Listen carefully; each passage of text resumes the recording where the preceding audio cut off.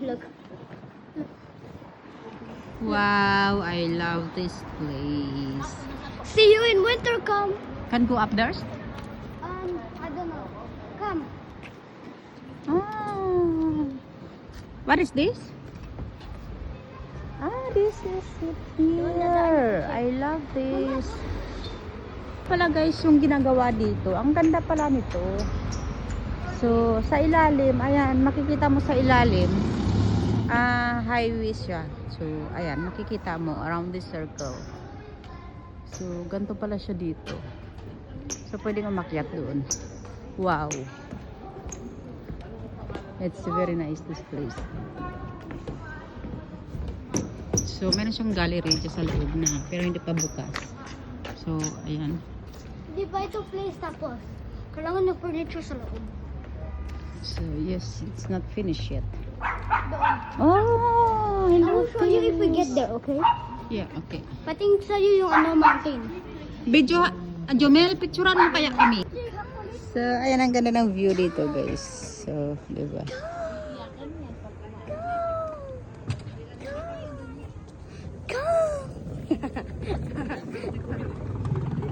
No.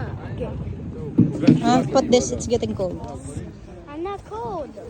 Mama, mainit. Parang ganda mag-live dito. Mainit. Wow. Ano? Let's go. No, no, no, no.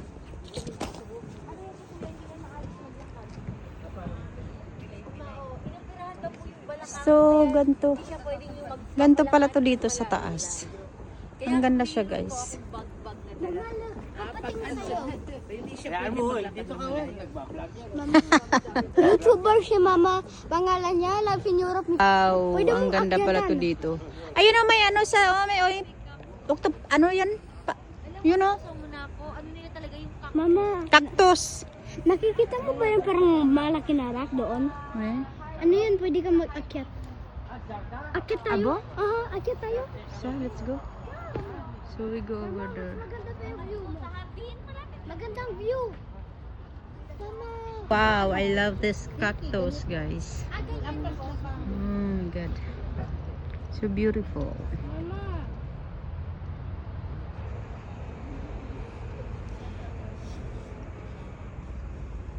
Wow. Wonderful.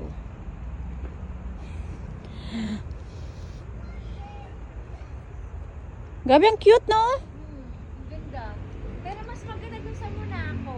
Ay, oo. Kasi mas malalaki siya. Mas matataas. Hindi, nakapunta ka sa Esbilad. Ay, super doon. As ang taas talaga ng mga cactus. Cactus doon. So, ayan guys, ang ganda. Oh my gosh. Wow, I love this. Pang-English na naman ako. Para mag-ano tayo ha? Oh. So, ayan guys. Napakaganda ng place na ito. Wow. So beautiful.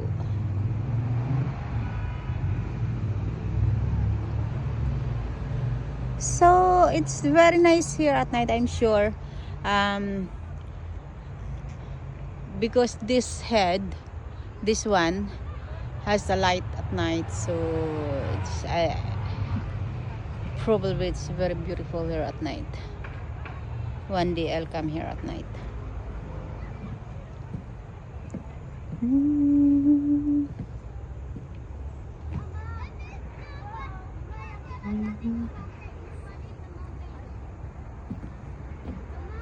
Wait. Saan? Wait, okay. Hindi ka pwede magpunta sa may graso. Dakot. At 1 minute, tapusin ko lang 5 minutes tapos mag-ano ako ng para sa Facebook na reels. So, ayan guys. Napakaganda ng place na ito.